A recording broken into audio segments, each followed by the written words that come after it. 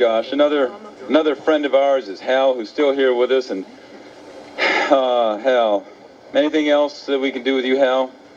Jimmy, Steve. Hugs and kisses, hugs and kisses, hugs, hugs, hugs. Baby, baby, baby. It is so good to see you guys. Hal, I think you've gone a little L.A. on us there, Hal. I think you've been away from Pittsburgh just a little bit too long. Now, Hal, I'm going to be frank with you. I lost my script, Hal, but isn't there something that you wanted to know? Computer, access my computer and all that stuff. Hey, guys, how did you ever get together in the first place? Well, funny you should ask. And it's a good thing you've come to Jimmy and Steve, WDVE's resident funsters. In fact, we've always been considered something of a joke around the station.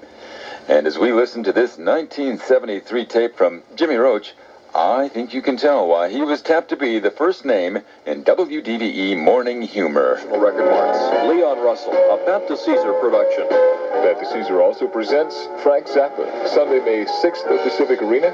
Tickets at $4, $5, and $6 at all national record marts. Howdy, good evening. I'm Jim Roach, WDVE, some cream. As funny as that piece of comedy work was, Jimmy Roach was no match for the quick and lively wit of Steve Hansen from this magical monologue from the year 1975. And rumor has it that the next Elton John LP will most likely be a live set featuring the best parts from the just completed Rock of the Westies tour, which was done west of the Rockies, by the by. That's why I wasn't around here. And I think once or twice I mentioned that Hard Luck Story off the new Rock of the Westies album wasn't written by Elton and Bernie. It's credited to Ann Orson and Carte Blanche. But friends, we find out that they're just goofing. They actually did write Hard Luck Story off the current LP. Oh, stop it.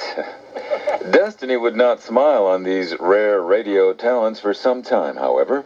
In the meantime, Jimmy whiled away the disco era with Disco Destruction, as evidenced by this high-concept, multi-layered production piece from 1979 featuring Ted Russetti, who would later disassociate himself from Jimmy Roach and find success within the Taft corporate structure.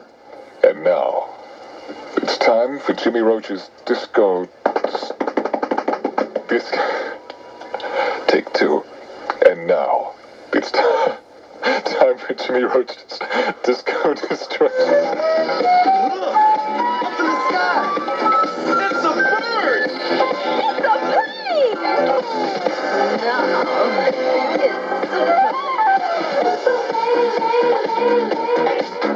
No, it's Superman, the world's strongest creature. But even he has a weakness. Kryptonite. And yes, I, Jimmy Roach, have acquired a lethal dose of the dreaded substance, which I happen to have in my pocket. It just so happens that Superman is at this very moment entering the studio, unaware of my plans for him. Hi, Sup. How's Lois? She's just dinky, thank you. Yeah? I'm pleased to hear that, Superman. By the way, how do you feel? Well, that's funny. I'm beginning to feel a little weak. It's as if there was some kryptonite in this room. It's as if you... There's no escape, Superman. Feeling funny?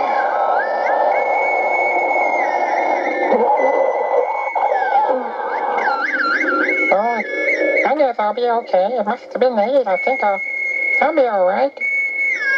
Pardon me, Superman, but I can't help noticing your clothes look a little big on you. Maybe my imagination, but you look a little smaller. Oh, yeah, well, hey, could you help me down from this chair here and open that big old door? 'Cause I sure need to get home. Hey, you see my pacifier in it? Yes, Superman would later be stuffed up into his mother's womb and be reborn as Jibby, famed baby. Steve, meanwhile, was honing his hard-edged interview technique, as we now hear in this hard-hitting interview.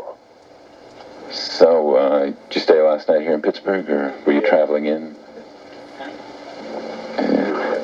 You're saying that all the shows on the tour so far have gone really well. And then it happened. Jimmy and Steve were paired together on WDVE. The origins of the show have been lost to history. So long ago was it, as we can tell from this 1981 conversation, which uses those two words which today echo like a lost language from a dead planet. Pittsburgh music. I'm in one of my Pittsburgh music moods. It happens. If that happened about 5 years ago, I wouldn't have had very much to play, but the way things have been going lately...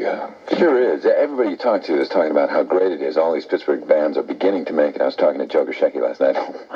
Me and Joe, you know. Yeah, you're tight. You're tight, right? Hang out a lot. Party, do you party? Yeah, we party. Yeah, we party. Party, I thought so. No, but Joe's a great guy. But we were talking about how really phenomenal it is over the past year or so.